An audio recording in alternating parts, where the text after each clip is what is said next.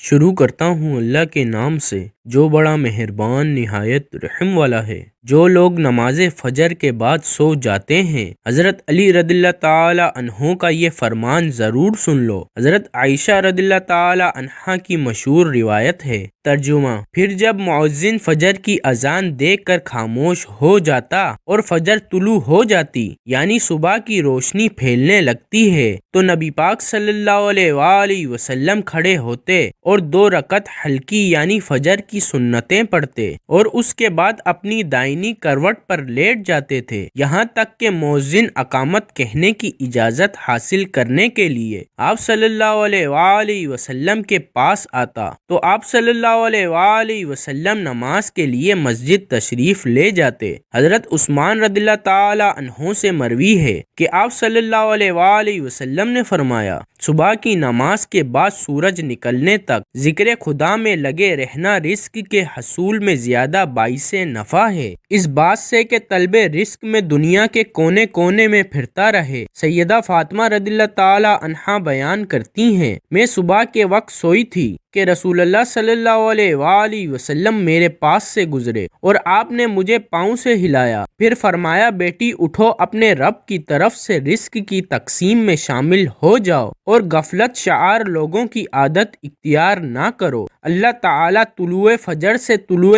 آفتاب تک لوگوں کا رزق تقسیم کرتے ہیں۔ حضرت انس بن مالک رضی اللہ تعالی عنہ سے روایت ہے۔ ترجمہ: تلاش رزق کی خاطر نماز فجر سے طلوع آفتاب تک مت سویا کرو۔ حضرت انس سے اس کی وضاحت طلب کی گئی تو فرمایا کہ اس وقت 70 مرتبہ تسبیح، تکبیر و استغفار کرنے سے روزی میں برکت ہوتی ہے۔ حضرت علی رضی اللہ تعالی عنہ کی روایت ہے۔ ترجمہ: زمین کی سطح پر کیے جانے والے 3 کاموں کی وجہ سے زمین اپنی تکلیف کا اظہار کرتی ہے۔ ناحق خون بہنے سے، وہ غسل جو زنا کے ارتکاب کے بعد کیا جائے، اور طلوع آفتاب سے پہلے سونے سے۔ حضرت ابو وائل فرماتے ہیں کہ ہم صبح کی نماز پڑھنے کے بعد حضرت عبداللہ بن مسعود رضی اللہ تعالی عنہ کی طرف گئے اور دروازے سے سلام کیا تو انہوں نے ہمیں اجازت دے دی، مگر ہم تھوڑی دیر دروازے کے ساتھ ٹھہرے رہے تو ایک باندی آئی اور اس نے کہا کہ تم اندر کیوں نہیں داخل ہو رہے ہو؟ تو پھر ہم اندر داخل ہوئے تو حضرت عبداللہ بیٹھے تسبیح پڑھ رہے ہیں۔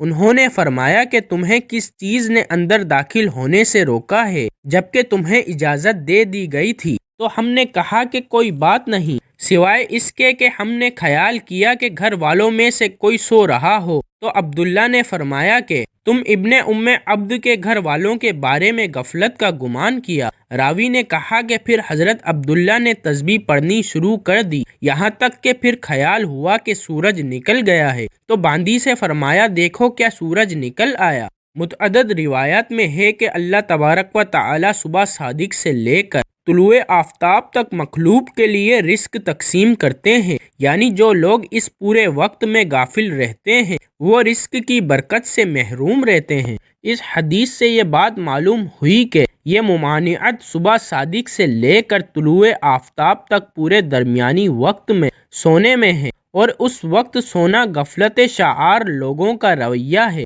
اسی طرح سلف کے تعامل کے بھی خلاف ہے۔ نبی کریم صلی اللہ علیہ وآلہ وسلم اور صحابہ کرام کا طریقہ کار یہ تھا کہ وہ جب فجر کی نماز پڑھ لیتے تو سورج طلوع ہونے تک اپنی نماز کی جگہ ہی بیٹھے رہتے تھے اور ذکر و اذکار میں مشغول رہتے۔ اس وقت میں ذکر خدا میں لگے رہنا رزق کے حصول میں زیادہ باعث نفع ہے۔ آج ہمارے معاشرے میں یہ ٹرینڈ بنا ہوا ہے کہ نوجوان رات کے 2 بجے 3 بجے موبائل، فیس بک، واٹس ایپ ان سب پر لگے رہتے ہیں، پھر ان سے صبح کی نماز بھی قضا اور دوپہر کے 12 بجے یا 1 بجے تک وہ آرام فرما رہے ہوتے ہیں، اور گھر میں ایسا کوئی بھی انسان نہیں ہوتا جو انہیں ایسا کرنے سے باز رکھے۔ آج ہم آپ کو بتائیں گے کہ حضرت علی رضی اللہ تعالی عنہ نے ایسے نوجوان کے بارے میں کیا فرمایا ہے اور کیا کچھ ان کی قسمت میں لکھ دیا جاتا ہے جو ایسے حالات کی لپیٹ میں آ چکے ہیں۔ حضرت عبداللہ بن عباس رضی اللہ تعالی عنہ سے مروی ہے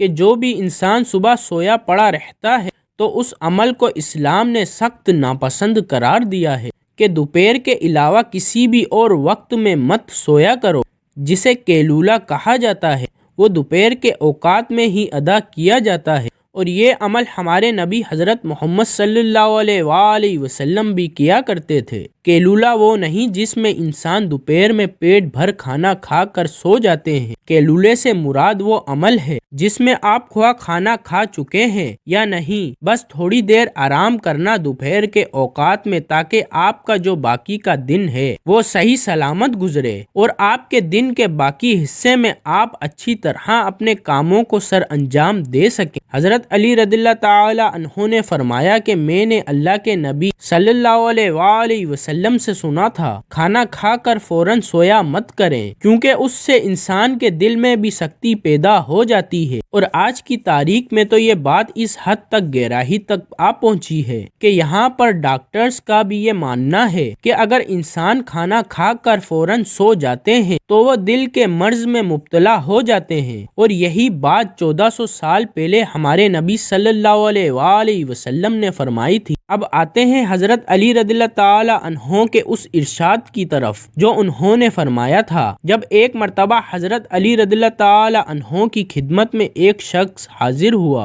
اور فرمانے لگا، یا علی، صبح سویرے جو انسان سویا پڑا رہتا ہے اس کی قسمت میں کیا کچھ لکھا جاتا ہے؟ تو جواب میں حضرت علی رضی اللہ تعالی عنہ فرمانے لگے، اے اللہ کے بندے، میں نے اللہ کے نبی صلی اللہ علیہ وآلہ وسلم سے سنا کہ جو بھی انسان صبح کے اوقات میں سویا پڑا رہتا ہے اور وہ فجر کی نماز بھی قضا کر بیٹھتا ہے، اور یا پھر وہ فجر کی نماز ادا کر کے سو جاتا ہے، تو جب فرشتے آسمانوں سے ان کے مقدر کا رزق لے کر زمین کی طرف آتے ہیں اور وہ رزق انسانوں میں بانٹنے لگ جاتے ہیں تو وہ انسان سوئے ہوتے ہیں، اسی وجہ سے وہ فرشتے وہ رزق واپس اپنے ساتھ لے کر آسمانوں کی طرف لوٹ جاتے ہیں، اور جب وہ نیند سے فارغ ہو کر اٹھتا ہے، بیدار ہوتا ہے، تب ایسے لوگ رزق کی تنگی کی شکایت کرتے پھرتے ہیں۔ آپ نے دیکھا ہوگا کہ جب اکثر لوگ رزق کی تنگی کی شکایت کرتے ہیں، آپ ذرا ان سے پوچھ کر دیکھیے، صرف آزمانے کے لیے آپ پوچھیں تو صحیح، آپ جب ان سے پوچھیں گے کہ صبح کتنے بجے اٹھتے ہو تو وہ آپ کو جواب میں لازمی یہی کہیں گے کہ ہماری تو آنکھ سویرے کھلتی ہی نہیں، ہم صبح اٹھتے ہی نہیں، اٹھنا بہت مشکل ہے ہمارے لیے، لہٰذا یہی وجہ ہے جس کی وجہ سے وہ رزق ان پر تنگ کر دیا جاتا ہے، اور پھر وہ تنگ دستی اور بے روزگاری کی شکایت کرتے پھرتے ہیں۔ تو آپ سے گزارش ہے کہ آپ سویرے اٹھا کریں، آپ سویرے نماز ادا کیا کریں، اور کوشش کریں کہ مرد حضرات جماعت کے ساتھ نماز ادا کریں، پھر قرآن کی تلاوت کریں، اس کے بعد آپ اپنے دن کی شروعات کریں۔